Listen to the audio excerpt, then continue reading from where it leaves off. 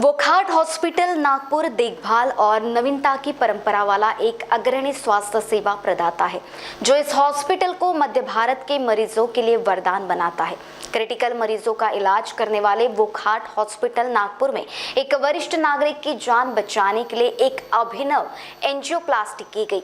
Bypass surgery के बाद उच्च रक्तचाप मधुमेह से पीड़ित एक 68 वर्षीय व्यक्ति सीने में दर्द और दिल के दौरे की आशंका के साथ शंकरनगर नागपुर में वोकहार्ट हॉस्पिटल आए और doctor Nitin Tiwari senior interventional cardiologist ने उनका मूल्यांकन किया। पिछले 20 वर्षों से वोकहार्ट हॉस्पिटल में कार्यरत डॉक्टर नितिन तिवारी इन्होंने मरीज का मूल्यांकन करने के पहले उनकी एंजियोग्राफी की।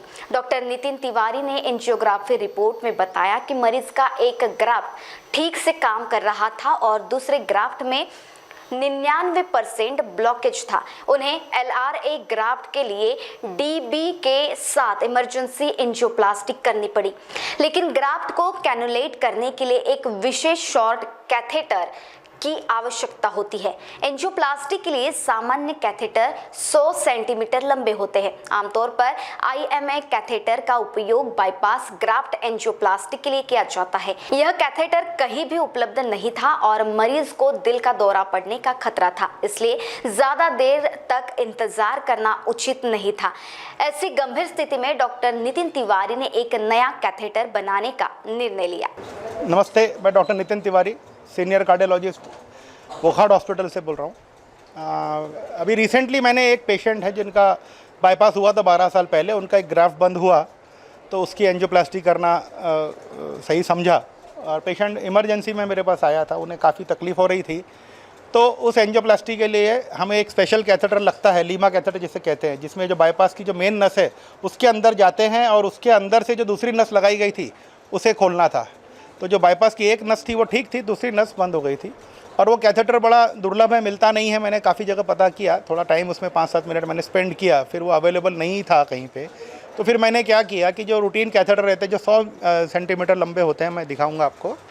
ये देखिए, ये होता है कैथेटर, इस तरह का कैथेटर होता है, एक पाइप होता है, इसके द्वारा अपन एंजियोप्लास्टी करते हैं। तो इस कैथेटर को मैंने क्या किया कि जो 2 कैथेटर थे उनको काटा, एक का पार्ट दूसरे को लगाया, एक कैथेटर को कट करके दूसरे को फिट किया और एक नया कैथेटर निर्माण किया जिसका लेंथ थोड़ी कम थी। तो नॉर्मल कैथेटर 100 सेंटीमीटर का होता है, इसे 80 सेंटीमीटर का किया और आसानी से फिर मैंने वो एंजियोप्लास्टी की है।